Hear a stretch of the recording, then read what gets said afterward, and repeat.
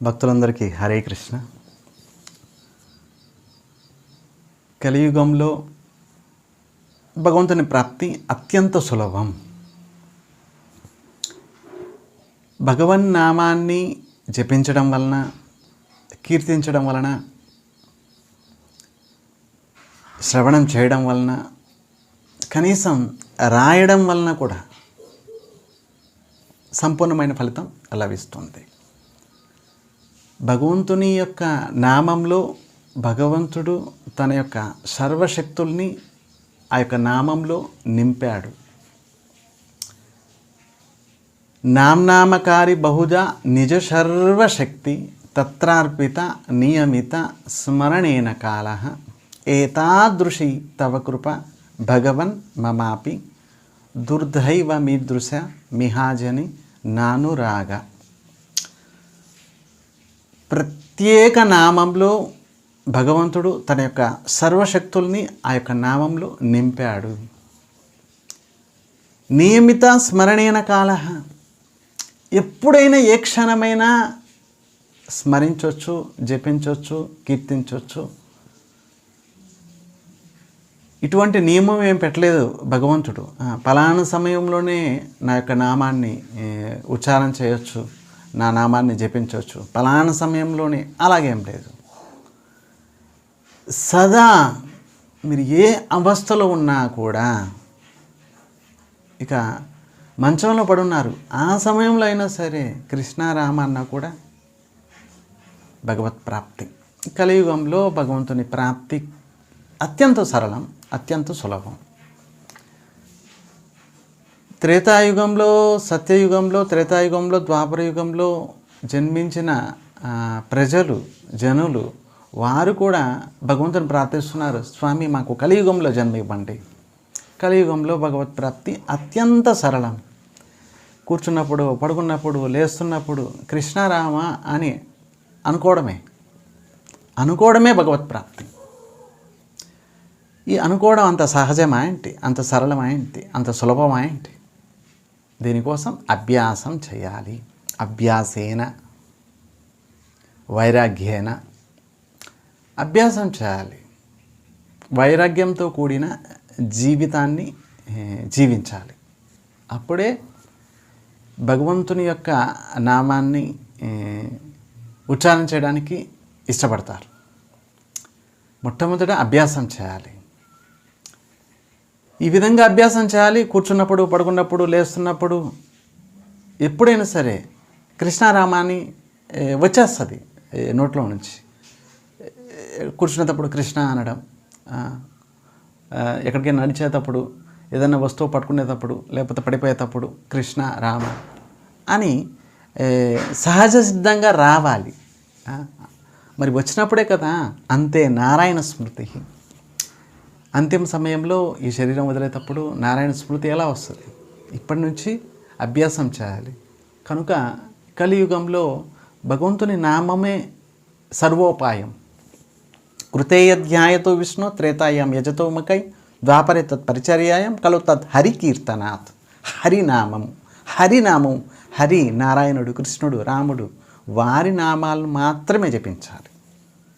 హరి విష్ణు నామాలని జపించాలి. మిగతా దేవతల గురించి, దేవతల నామాల గురించి చెప్పలేదు. ప్రహ్లాదుడు చెప్పారు, శ్రవణం, కీర్తనం, విష్ణు స్మరణం. విష్ణు యొక్క కథను వినడం, విష్ణు నామాల్ని జపించడం, విష్ణువుని స్మరించడం, విష్ణువు గురించి చెప్పారు. కనుక ఆరాధనానాం సర్వేషాం విష్ణుర్ ఆరాధనం పరం. స్వయంగా శివుడు కూడా పార్వతితో అన్నారు, ఎన్ని ఆరాధనలు ఉన్నాయి, ఎన్ని పూజలు ఉన్నాయి, ఎన్ని వ్రతాలు ఉన్నాయి, అన్నిటికంటే కూడా విష్ణు యొక్క ఆరాధన, విష్ణువుకు చేసే పూజ, విష్ణువు నామాలని జపించడం వలన, విష్ణు కథ వినడం వలన సర్వశ్రేష్టమైన ఫలితం లభిస్తుంది. దానిని భక్తి అంటారు, భగవత్ ప్రాప్తి అంటారు. ఈ కలియుగంలో భక్తి చేయడం వల్ల, మిగతా యుగాల్లో కృతేయ ధ్యాయతో విష్ణు, కృతయుగం సత్యయుగంలో ధ్యానించడం వలన, త్రేతాయుగంలో యజ్ఞయాగాదులు చేయడం వలన, ద్వాపర యుగంలో పరిచర్య, పూజ ఆది చేయడం వలన ఏ ఫలితం అయితే లభిస్తుందో అంతకంటే ఎక్కువ ఈ కలియుగంలో తద్ హరి కీర్తనాత్, హరినామాన్ని కీర్తించడం వల్ల, జపించడం వల్ల, స్మరించడం వల్ల, కనీసం రాయడం వలన అత్యంత ఉత్తమమైన ఫలితం లభిస్తుంది. దాన్నే భగవత్ ప్రాప్తి అంటారు. భగవంతుని ప్రాప్తికై ఈ మనుష్య శరీరం లభించింది. సరే స్వామి, కొంతమంది అంటారు, స్వామి తీర్థయాత్ర చేయలేకపోతున్నాము, కనీసం కూర్చొని జపించలేకపోతున్నాము, కీర్తన చేయలేకపోతున్నాము, కనీసం రాయగలరు కదా, రామ అని కృష్ణ అని రాయగలరు కదా, మరి కనీసం రాసినా కూడా జన్మధన్యం అయిపోతుంది. రామ అని రాస్తారు, కృష్ణ అని రాస్తారు. భగవన్నామం, ఏ నామం అయితే మీకు ఇష్టం కలుగుతుందో, భగవన్నామాలు అనంత కోటి నామాలు ఉన్నాయి. అనంత కోటి నామాల్లో ఏ నామం అయితే మీకు ఇష్టం కలుగుతుంది ఆ నామాన్ని రాస్తూ ఉండండి, రాస్తూ ఉండండి, రాస్తూ ఉండండి. జీవితాంతం రాయండి. రాయడం వల్ల కూడా సంపూర్ణమైన ఫలితం లభిస్తుంది. కొంతమంది అంటూ ఉంటారు, కేవలం రామరామాన్ని రాస్తే ఏమొస్తుంది, ఒక తీర్థయాత్ర లేదు, ఒక పుణ్య పురస్కారాలు లేవు, ఒక పూజ లేదు, ఒక వ్రతం లేదు. సరే ఇవన్నిటిని పక్కన పెట్టండి, కనీసం రామ అని రాసినా కూడా సంపూర్ణమైన ఫలితం లభిస్తుంది. భగవంతుని నామంలో అంత శక్తి ఉంది. భగవంతుని నామం యొక్క మహిమ అపారం. తన యొక్క సర్వశక్తిని భగవంతుని నామంలో పెట్టారు. రామాన్ని రాయడం తోటే జీవితం ధన్యమైపోతుంది. మహారాష్ట్రలో నామదేవుడి గురించి మనం చెప్పుకుంటున్నాము. నామదేవుడు చాలా గొప్ప భక్తుడు. ఒకసారి ఒక ధనికుడు, చాలా ధనం ఉంది ఆయన దగ్గర. సరే ఎప్పుడైతే ఈ పండరిపురంలో ప్రవేశించే ఆయన అందరినీ పిలుస్తున్నారు, అయ్యా ఎవరికి ఏం కావాలో చెప్పండి, నేను దానం ఇస్తాను. నా దగ్గర బోళ్ళంతా బంగారము, డబ్బు, వెండి, వజ్రాలు, వైడూర్యాలు, మాణిక్యాలు అన్నీ ఉన్నాయి నా దగ్గర, ఎవరికి ఏం కావాలో తీసుకెళ్ళండి అని అంటూ చాలామంది భక్తులు అందరూ పరిగెత్తుకుంటూ వచ్చారు. అందరూ మాకు ఇది కావాలి, మాకు అది కావాలి, ఇది కావాలంటూ అందరికీ దానం ఇస్తున్నాడు ఆయన. చివరికి కొంతమంది అక్కడ ఉన్నవారు అన్నారు, అరేరే నామదేవుడు రాలేదు, ఆయన చాలా గొప్ప భక్తుడు, ఆయన ఇటువంటి ప్రదేశాలకి రాడు అన్న మాట ఆ ధనికుడు విన్నాడు. ధనికుడు అన్నాడు, అయ్యా ఎవరయ్యా నామదేవుడు, సరే ఆయనకి కూడా నేను దానం ఇస్తాను, పిలవండి. ఆయన ఇటువంటి చోట్లకి రారు. సరే మేమే వెళ్తాం అని చెప్పి ఆ ధనికుడు కొంతమందిని తీసుకొని తనతో కూడా తీసుకొని నామదేవుడి దగ్గరికి బయలుదేరుతారు. నామదేవుడిని కలుస్తారు. అయ్యా నేను దానం ఇవ్వడానికి వచ్చాను, మీకేం కావాలో చెప్పండి. అప్పుడు నామదేవుడు అన్నారు, నాకు కావలసింది మీరు ఇవ్వలేరు, నాకు బోళ్ళంత ధనం కావాలి, మీకు ఎంత ధనం కావాలో చెప్పండి. అప్పుడు నామదేవుడు అన్నారు, నా దగ్గర ఒక వస్తువు ఉంది, ఆ వస్తువుకి సమానమైన బరువు కలిగిన బంగారం నాకు ఇవ్వాలి. సరే ఇస్తాను. నామదేవుడు ఏం చేశారు, ఒక తులసి ఆకు మీద రా, పూర్తిగా కూడా రాయలేదండి, రామ అని పూర్తిగా కూడా రాయలేదు, రా అని రాశారు. రాసి త్రాసు మీద పెట్టారు. ఒకవైపు మీద ఈ రా అని అక్షరం రాసిన తులసి ఆకుని ఒకవైపు, ఇంకొక వైపు ఆ ధనికుడు తన దగ్గర ఉన్నంత బంగారం ఒక్కొక్కటి తెచ్చి పెడుతున్నారు. మొత్తం ఇంట్లో ఉన్నంత బంగారం అంతా తీసుకొచ్చి పెడుతున్నారు. కానీ ఈ తులసి ఆకు మీద రా అనే అక్షరం రాసిన ఆ యొక్క ఇటువైపున అలాగే ఉంది, కాస్తైన పైకి లేదు. మొత్తం బంగారం అంతా తీసుకొచ్చి ఇటువైపు పెడుతున్నారు. మొత్తం ఇంట్లో ఉన్నంత బంగారం అంతా కూడా, తన దగ్గర ఉన్నంత బంగారం మొత్తం తీసుకొచ్చి. కానీ నామదేవుడు అంటున్నారు, కనీసం నాకు ఇంకా ఎంతకాలం అంత ఇస్తానని చెప్పావు, ఇంకా అధికమైన ధనం ఇస్తానని చెప్పావు, కనీసం సమానం కూడా చేయలేకపోతున్నావు. నా దగ్గరున్న ఈ చిన్న వస్తువు తులసి ఆకు సమానం కూడా లేదు నీ యొక్క బంగారం అంతా కూడా. కనుక భగవన్ నామం యొక్క మహిమ చూడండి. ఇక్కడ పూర్తిగా కూడా రాయలేదు, రా అని రాశారు. భగవన్ నామం యొక్క మహిమ మహదద్భుతం. కనుక ఎవరైతే స్వామి మాకు శక్తి సామర్థ్యాలు లేవు, ఎవరైతే శక్తి సామర్థ్యాలు లేవో వారు కనీసం స్వామి మేము తీర్థయాత్రకి వెళ్ళలేకపోతున్నాం, దాన ధర్మాలు చేయలేకపోతున్నాం, కనీసం కూర్చొని నామ సంకీర్తనం మేము చేయలేకపోతున్నాం, కథాశ్రవణం చేయలేకపోతున్నాం, మేము అసమర్థులము, మా దగ్గర శక్తి లేదు, అసమర్థులైన వ్యక్తులు కనీసం వారైనా సరే తమ జీవితాన్ని ధన్యం చేసుకోవడానికి రామకోటిని మొదలుపెట్టండి. ఈ రోజు నుంచి రామ రామ, ఏ నామం అయితే మీకు ఇష్టమో, నారాయణ నామం ఇష్టం నారాయణ అని రాయండి, కృష్ణనామం ఇష్టం కృష్ణ అని రాయండి, రామనామం ఇష్టం రామ అని రాయండి. రాస్తూ ఉండండి, రాస్తూ ఉండండి, రాస్తూ ఉండండి, రాస్తూ ఉండండి. ఈ విధంగా రాయడం వలన ఒక రోజుకి ఆ యొక్క నామం మీ యొక్క నాలుక మీద వచ్చేస్తుంది. ఇక ప్రతి క్షణం కూడా ఆ యొక్క నామమే మెదులుతుంది మీ కళ్ళెదురుగా. ఇలాగే ఒకసారి రాజేంద్ర మహారాజ్ బృందావనంలో ఉంటారు. చాలా పెద్ద వక్త ఆయన. శ్రీమద్ భాగవతం, రామాయణం, మిగతా శాస్త్రాల గురించి అనర్గళంగా ప్రవచనాలు ఇస్తూ ఉంటారు ఆయన. శ్రీ పూజ్యపాద రాజేంద్ర దాస్ మహారాజు గారు చూసే ఉంటారు ఆయన్ని. ఆయన చాలా ప్రవచనాలు ఇస్తూ ఉంటారు. ఆయన ఒకసారి ఒక కథ చెప్తూ ఉంటే విన్నాను. ఆ కథని మీకు చెప్తాను. ఒక మధ్యప్రదేశ్లో 200 సంవత్సరాల క్రితం జరిగిన మాట అన్నమాట. ఒక సాధువు ఉన్నారు. ఆ ఊరిలో భిక్షాటన చేస్తూ ఉంటారు. భిక్షాటన చేస్తూ తన జీవితాన్ని గడుపుకుంటూ ఉంటారు. ఒక సాధువు, ఒక సన్యాసి. ప్రతిసారి అక్కడ ఆ ఊరిలో భిక్షాటన చేసి ఒకసారి ఆ ఊరిలోనే ఒక కిరాణా దుకాణం ఉంది. ఆ కిరాణం దుకాణంలో ఉన్న ఆయన చాలా పిసనారి అంటే జాగ్రత్త పరుడు, ఎవరికేం దానం చేయడు అస్సలు. ప్రతిసారి ఆయన దగ్గరికి వెళ్ళేవారు ఈ సాధువు, ఈ సన్యాసి.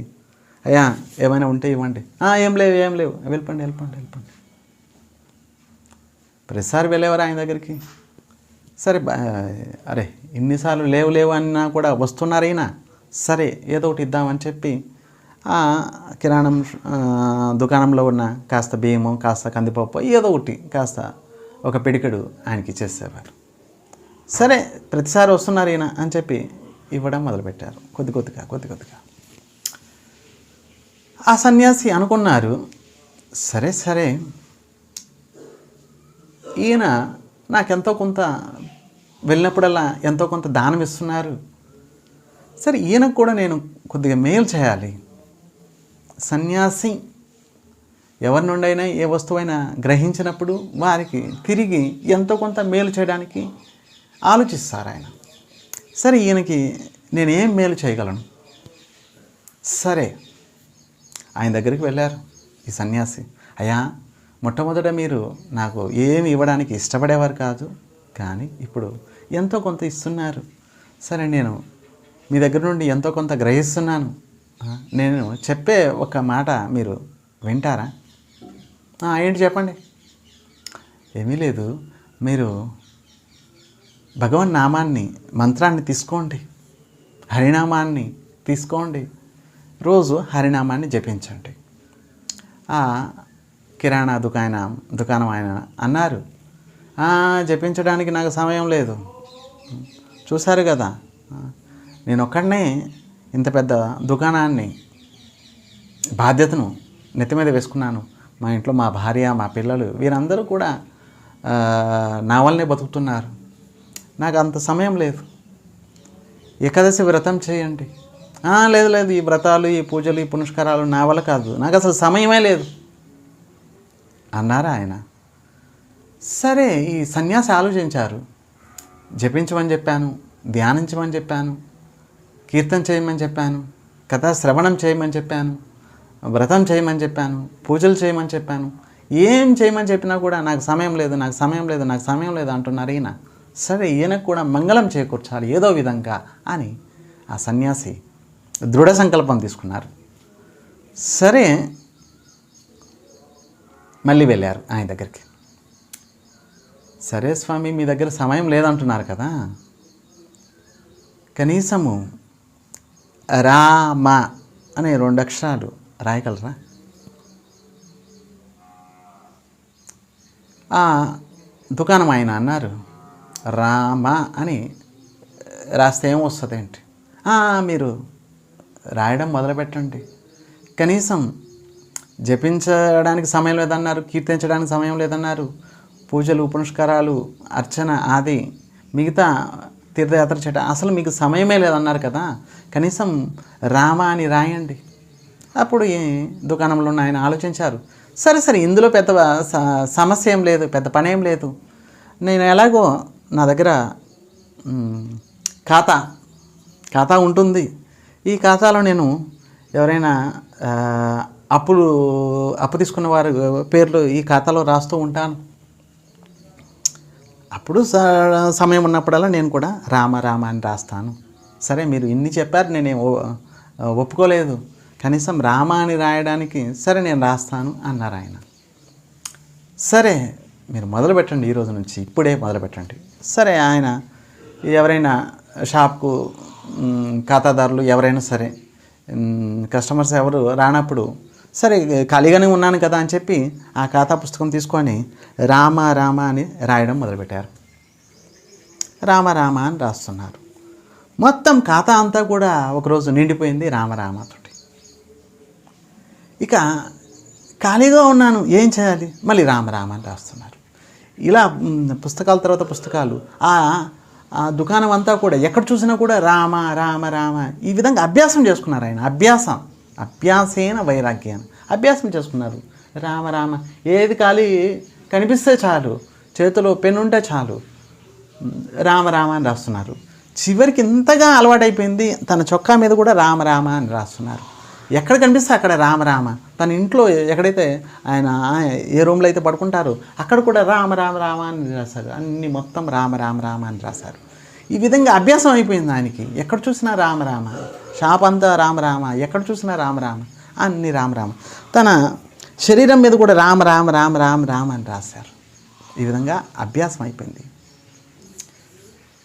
ఈ విధంగా ఎంతో కాలం గడిచిపోయింది. రామ అని రాస్తూ ఉన్నారు. చివరికి ఒకరోజు వయసు అయిపోయింది, ఏకాదశి వచ్చింది. దగ్గరలో ఉన్న నది స్నానం చేశారు. స్నానం చేసిన తర్వాత ఒడ్డు మీద కూర్చొని ఆ ఒడ్డు మీద కూడా రామ అని రాస్తున్నారు. తన శరీరం మీద అక్కడున్న మట్టితోటే రామ అని రాస్తూ తన యొక్క శరీరాన్ని వదిలేశారు. చివరికి భగవంతుని ప్రాప్తి కలిగింది. చూడండి, ఏ వ్యక్తి అయితే అసలు సమయమే లేదన్నారు, ఆ యొక్క సన్యాసి కృప వలన రామనామాన్ని రాయడం మొదలుపెట్టారు. తన యొక్క జీవితాన్ని ధన్యం చేసుకున్నాడు. చూడండి, రామనామం కనీసం కలియుగంలో అత్యంత సరళం భగవత్ ప్రాప్తి.